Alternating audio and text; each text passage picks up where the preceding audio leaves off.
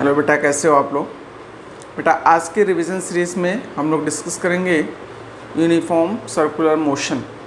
ठीक है, uniform circular motion क्या होता है। आपने कभी ऐसा सोचा है कि अगर कोई बॉडी किसी ऐसे पाथ पे ट्रेवल कर रही हो, ऐसे पाथ पे मूवमेंट कर रही हो जहाँ पर क्या हो उसकी जो वेलोसिटी है उसका मैग्नीट्यूड कांस्टेंट हो, चेंज नहीं हो रहा हो, बट उसकी डायरेक्शन चेंज हो रहा हो, तो बेसिकली यहाँ पे हम यूनिफॉर्म सर्कुलर मोशन की जब बात करेंगे इसको हम बोलेंगे uniform circular motion. Uniform circular motion में कोई भी बॉडी, जैसे कि आप मान लो एक बॉडी है,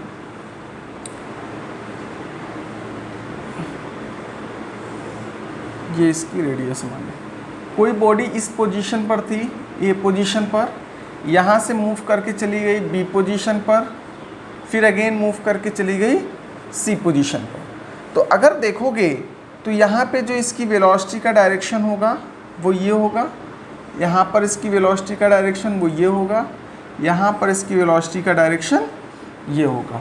डायरेक्शन फाइंड करना है जिस पॉइंट पे, तो उस पॉइंट पे हम क्या करेंगे, टेंजेंट ड्रॉ कर देंगे। ठीक है, लेकिन जो वेलोसिटी का मैग्नीट्यूड है वो हमेशा कांस्टेंट रहेगा।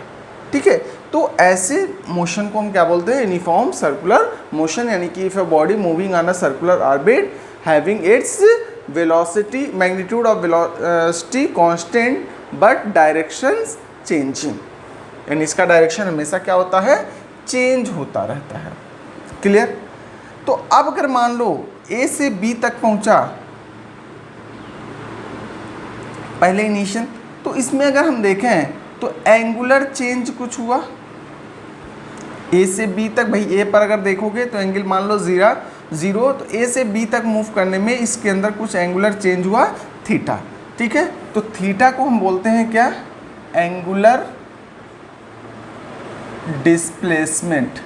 क्या बोलते हैं, एंगुलर डिस्प्लेसमेंट। क्लियर। अब यहाँ से यहाँ तक मूव करने में, यानी कि ये जो पाथ है इसको हमने मान लिया x, लीनियर पाथ जो है x। ठीक है, तो x theta is equal to x by r. क्यों, आर्क अपॉन रेडियस का रेशियो क्या होता है, थीटा। इसका मतलब क्या हो गया, x is equal to r theta. This is a linear displacement and this is a angular displacement। ठीक है, r यहाँ पे क्या है, रेडियस ऑफ द पाथ। ठीक है, r यहाँ पे आपका पाथ का रेडियस हो जाएगा। ठीक, अगर इसको हम change in displacement with respect to time कर दें, यानी कि delta theta upon delta t. ठीक है, change in displacement with respect to time, तो इसको हम बोलते हैं क्या, ओमेगा।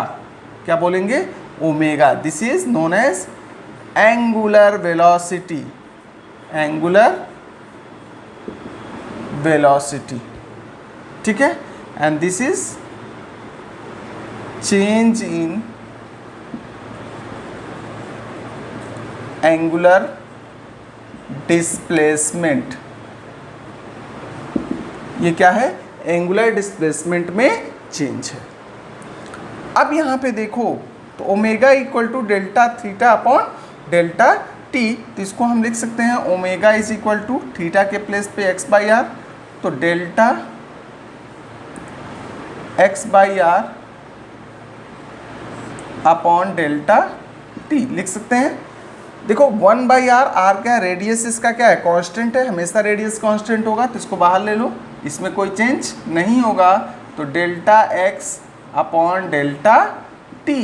डेल्टा का मतलब होता है बेटा चेंज, तो एक्स में चेंज अपॉन दिस, तो यहाँ से आपको मिल गया क्या, omega is equal to delta x change in position या change in position with respect to time, यानी कि लीनियर डिस्प्लेसमेंट अपॉन टाइम।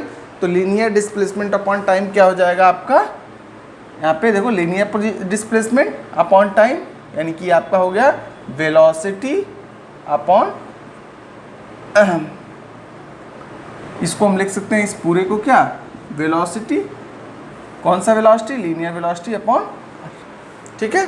तो यहाँ से अगर हम देखें तो v is equal to r omega, यहाँ पे ओमेगा क्या है, एंगुलर वेलोसिटी, v क्या है, लीनियर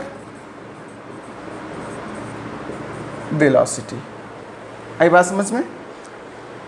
अब इसके बाद से अगर हम change in angular velocity with respect to time कर दें तो हमको क्या मिल जाएगा, एक्सीलरेशन। कौन सा एक्सीलरेशन, एंगुलर एक्सीलरेशन, यानी कि delta omega upon delta t is equal to alpha. इसको हम क्या बोलेंगे, एंगुलर एक्सीलरेशन।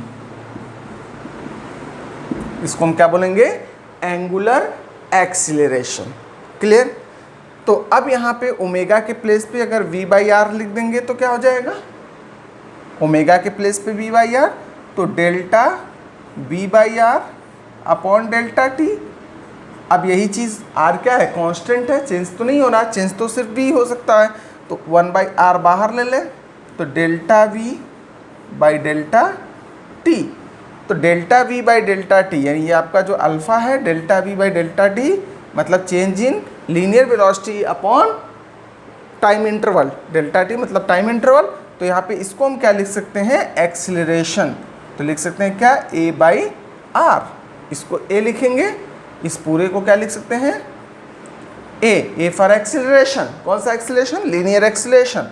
इसका मतलब यहाँ से क्या हो गया, r को इधर ट्रांसफर करोगे तो a इज इक्वल टू क्या जाएगा, r अल्फा, क्या जाएगा, r अल्फा। यहाँ पे ये a क्या है आपका, a क्या है बेटा, लीनियर एक्सीलरेशन, लीनियर एक्सीलरेशन, ये क्या है, लीनियर एक्सीलरेशन, और अल्फा क्या है, एंगुलर एक्सीलरेशन। तो अल्फा आपको मिल गया एंगुलर एक्सीलरेशन। तो ये जो टर्म्स हैं बेसिकली जो यूनिफॉर्म सर्कुलर मोशन में यूज़ होते हैं, कि जैसे कि आप नॉर्मल लीनियर मोशन में यानी कि स्ट्रेट लाइन मोशन में आप देखते हो कि जो टर्म्स यूज़ होते हैं, वेलोसिटीज़, ठीक है, डिस्प्लेसमेंट, एक्सीलरेशन, ठीक है, वही टर्म्स इसमें भी यूज़ होंगे, बट इसमें वर्ड क्या यूज़ होगा, एंगुलर, ठीक है, क्योंकि इसमें चेंज क्या हो रहा है, एंगल में चेंज हो रहा है, मतलब ये थीटा, ये डिस्प्लेसमेंट हो रहा है, कितने डिग्री से डिस्प्लेसमेंट हो रहा है।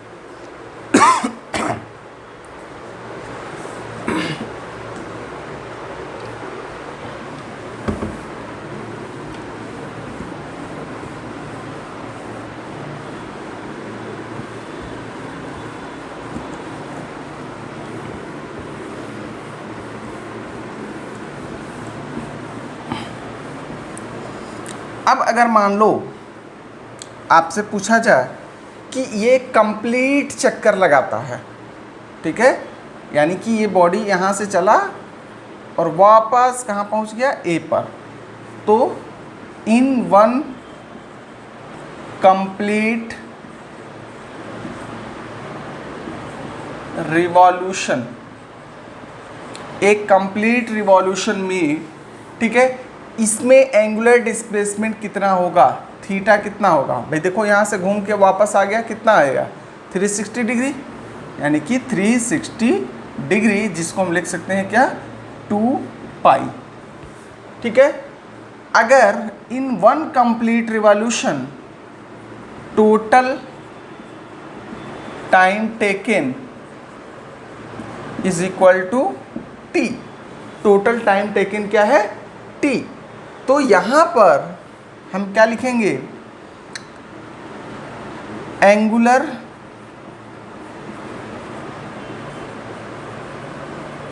स्पीड, यहाँ पे देखो स्पीड का कोई मतलब नहीं है, एंगुलर वेलोसिटी ही होता है। Angular velocity is equal to displacement कितना, 2 पाई, तो 2 पाई अपॉन टी। क्लियर। एक कंप्लीट रिवॉल्यूशन में यानी कि जो एंगुलर वेलोसिटी होगी, एक राउंड लगाता है तो 2π/t। इफ, और इसी को हम क्या बोलेंगे, angular frequency.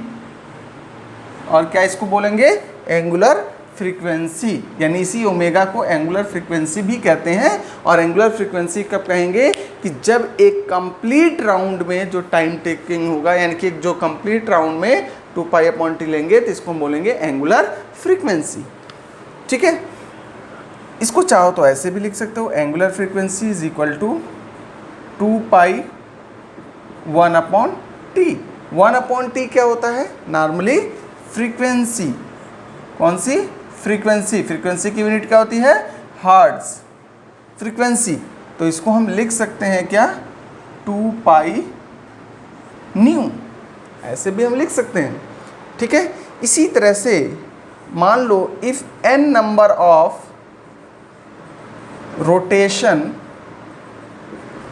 Takes place, n number of rotation अगर हो रहा हो तो उस केस में आपका ओमेगा क्या आ जाएगा, n × 2π/t।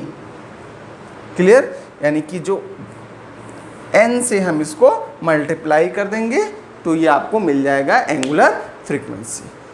ठीक है बेटा, तो आई थिंक ये चीज़ आपको यूनिफॉर्म सर्कुलर मोशंस के जो टर्म्स हैं जो जनरली यूज़ होते हैं ये आपको क्लियर हो गया होगा। ठीक है, आपसे जनरली इस पे क्वेश्चंस ये पूछे जा सकते हैं कि अगर कोई बॉडी है, ठीक है, यूनिफॉर्म सर्कुलर मोशन कर रही है, या फिर ऐसे कहते हैं व्हाट इज़ द सिचुएशन, या कोई ऐसा सिचुएशन है कि किसी भी बॉडी का स्पीड कांस्टेंट हो बट उसका मतलब, या फिर हम कह सकते हैं कि स्पीड कांस्टेंट हो उसके बावजूद वो क्या हो, यूनिफॉर्म एक्सीलरेटेड मोशन हो। स्पीड कांस्टेंट है मतलब वेलोसिटी कांस्टेंट है, ठीक है, लेकिन उसके बावजूद भी क्या वो यूनिफॉर्मली एक्सीलरेटेड मोशन हो सकता है। तो हाँ बेटा बिल्कुल हो सकता है, यूनिफॉर्मली एक्सीलरेटेड मोशन यहाँ पे सर्कुलर के केस में हो सकता है, क्योंकि यहाँ पे स्पीड मतलब कि मैग्नीट्यूड कांस्टेंट है, लेकिन क्या है, डायरेक्शन चेंज हो रहा है। डायरेक्शन चेंज होने का मतलब क्या है, वेलोसिटी चेंज हो रही है। ठीक है, और किस रेट से, यूनिफॉर्म रेट से, कांस्टेंट रेट से वेलोसिटी चेंज हो रही है। तो अगर वेलोसिटी चेंज हो रही है तो हम उसको कह सकते हैं कि यूनिफॉर्मली एक्सीलरेटेड मोशन है। ठीक है, तो यहाँ पे कि आपका uniform circular motion is also known as a uniformly accelerated circular motion. ठीक है, यूनिफॉर्मली एक्सीलरेटेड सर्कुलर मोशन ये होगा। क्लियर, तो आज जो है आपका ये चैप्टर कंप्लीट हो गया। बाकी नेक्स्ट क्लास में हम लोग जो है नए चैप्टर्स डिस्कस करेंगे। ठीक है, नया चैप्टर आपका क्या है, फोर्सेस या force and Newton's laws of motion. तो इसके बारे में हम लोग जो है नेक्स्ट क्लास में डिस्कस करेंगे। थैंक यू, आज के लिए फ़िलहाल इतना ही।